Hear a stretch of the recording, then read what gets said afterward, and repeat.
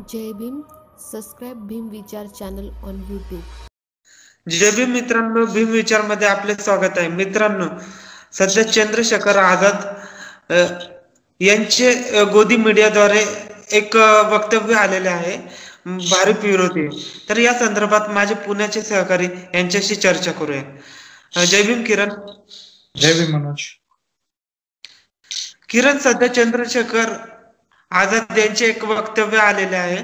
तर भारिप की भीम आर्मी यापैकी आंबेडकरी जनता कोणासोबत जाईल, काय वाटते तुला? मनोज, डेफिनेटली मला इथे वाटते की महाराष्ट्रात तरी आंबेडकरी जनता ही प्रकाश आंबेडकरांना आणि त्यांच्या भारिपा पक्षाला पूर्णपणे 100% इथे निष्ठावान आहे. चंद्रशेखर आझाद यांचे जे संघटन आहे भीम आर्मी किंवा भारत एकता मिशन, हे एक सामाजिक संघटन आहे. राजकीय घडामोडीशी त्यांचा संबंध सध्या तरी नाही. बाबासाहेबांचं जे रक्त आहे, बाळासाहेब आंबेडकरी जनता ही 100% बाळासाहेबांसोबत आहे, वंचित बहुजन आघाडी सोबत आहे, भारिपा सोबत आहे, असे मला वाटते. चंद्रशेखर यांची सुटका झाल्यानंतर युवा वर्गामध्ये एक भीम आर्मीचा प्रभाव पडलेला आहे. तर याबद्दल तू कसं बघतो? चंद्रशेखर आझाद यांच्या भीम आर्मीने युपी मध्ये खूप चांगले कामं केलेले आहेत. तेथे बहुजन वर्गासाठी, दलित वर्गासाठी शाळा काढलेल्या आहेत. त्याच्यानंतर इतरही सामाजिक कार्य केलेले आहेत. युपी मध्ये झालेल्या सहारनपूर दंगलीनंतर चंद्रशेखर आझाद यांना जेलमध्ये टाकण्यात आले होते. त्यांची काही महिन्यानंतर जेलमधून त्यांची सुटका झाली. सध्या ते महाराष्ट्राच्या दौऱ्यावर आहेत. महाराष्ट्राच्या दौऱ्यावर आल्यानंतर त्यांचा विशेषतः युवा वर्गात प्रभाव दिसून येतो. पण जो राजनैतिक, चंद्रशेखर आझाद यांनी सुद्धा स्पष्ट केले की राजनैतिक याच्यात सध्या तरी त्यांचा हस्तक्षेप करण्याचा काही पुढचा प्लॅन नाही. तर इथे भीम आर्मीला फक्त एक सामाजिक पक्ष, सामाजिक संघटना म्हणून इथे ग्राह्य धरायला पाहिजे. राजकीय यंदा अजून तरी त्यांचा हस्तक्षेप नाही.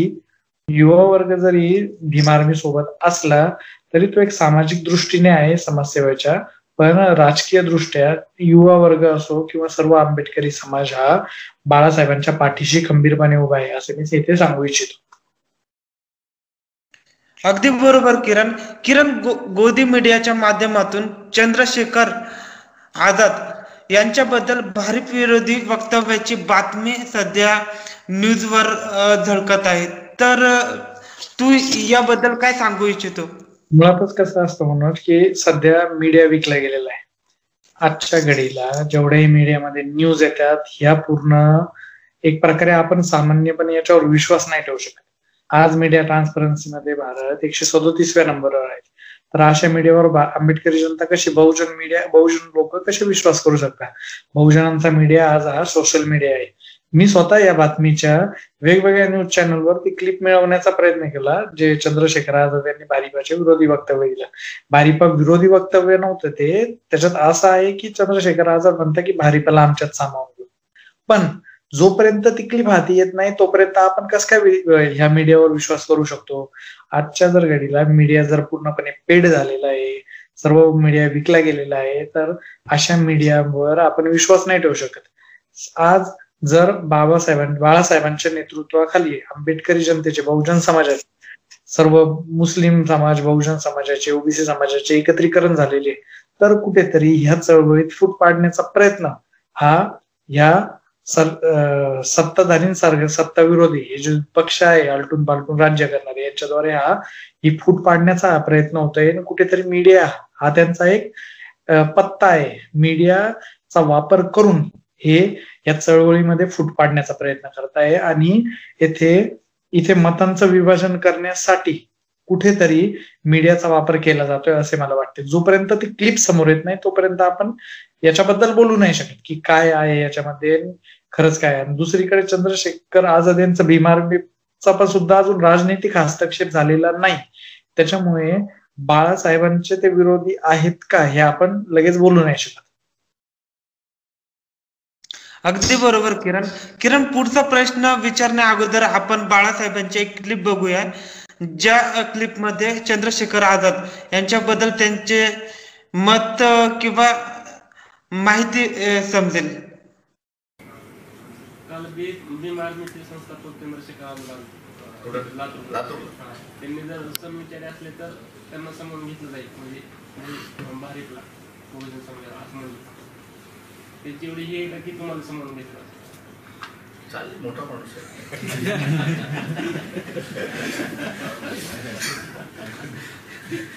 दुसरं काय म्हणणार.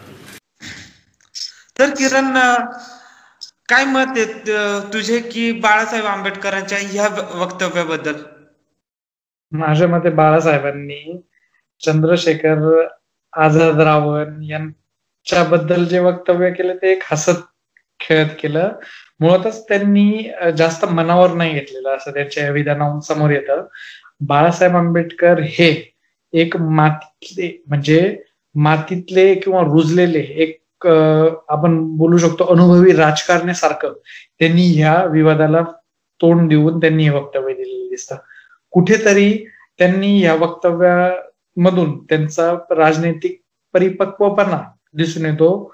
पण बाळासाहेबांनी इथे मतांचं किंवा जे जनतेचं जी चळवळ आहे त्याचं ध्रुवीकरण न करता त्यांनी जे दिलेलं हे मत आहे हे कुठेतरी त्यांनी चंद्रशेखर आझाद यांना मोठं म्हटलेलं, मोठा माणूस म्हणजे तू माझ्यापेक्षा मोठा, इथे कुठेतरी त्यांचा मोठेपणा दिसून येतो बाळासाहेब आंबेडकरांचा. आणि एक खंबीर नेतृत्व जे खरंच आंबेडकरी जनतेचं नेतृत्व करू शकतात हे असं एक अनुभवी आणि खंबीर नेतृत्व बाळासाहेबच आहे हे बाळासाहेबांनी इथून दाखवून दिलेलं आहे त्यांच्या या वक्तव्यात. किरण, वेळोवेळी सोशल मीडियाच्या माध्यमातून असं एक वादळ निर्माण होत आहे, तर तू आंबेडकर जनतेला किंवा आपल्या भीम विचारच्या प्रेक्षकांना काय सांगू इच्छितो? या वादावरूनच हे वादळ निर्माण होत आहे की सोशल मीडियावर भीम आर्मी की भारी भीमा आणि कुठेतरी चंद्रशेखर आझाद यांची सोशल मीडियावर पण टीका होते. माझ्या मते माझ्या बहुजन मित्रांनी सर्वांनी सोशल मीडियाचा वापर हा जी बहुजन चळवळ आहे ही वाढवण्यासाठी करावा. आपापसात इथे भांडण्यासाठी सोशल मीडियाचा वापर करू नये. जे ते वक्तव्य असेल तर त्याच्यावर ते टीका न करता शांत मनाने हा वाद कसा मिटला जाईल हे ते बहुजन समाजाने बघण्याची इथे गरज आहे. दुसरीकडे सोशल मीडियावर आजच्या घडीला जरी म्हणू शकतो आपण सोशल मीडिया हा बहुजन मीडिया आहे, तरी सोशल मीडियावर आज आपल्यावर सर्वजण लक्ष ठेवून आहेत.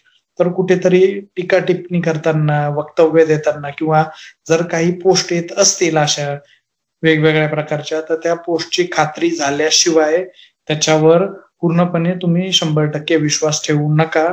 आणि आपले मत देताना 10 वेळेस विचार करून सोशल मीडियावर आपले मत द्या, कारण की तुमच्यावर सर्व यंत्रणा लक्ष ठेवून आहे. तर कुठेतरी या चळवळीत फूट पडायला नको असं मला इथे वाटते. आणि कुठेतरी आंबेडकरी जनतेने सुद्धा खूप जबाबदारीने आणि जबाबदारीने सोशल मीडियाचा वापर करून ह्या आंबेडकरी चळवळ किंवा जी वंचित बहुजन आघाडीच्या रूपाने जी बाळासाहेबांनी जी चळवळ चालू केली त्याचा मुस्लिमांनी, बहुजनांनी याचा वापर करायला हवा असे मला वाटते. हे मी सांगू इच्छितो. मित्रांनो, तर हे होते माझे पुण्याचे सहकारी किरण गांगुर्डे. पुन्हा भेटूया भीम विचारमध्ये. जय भीम, जय भारत.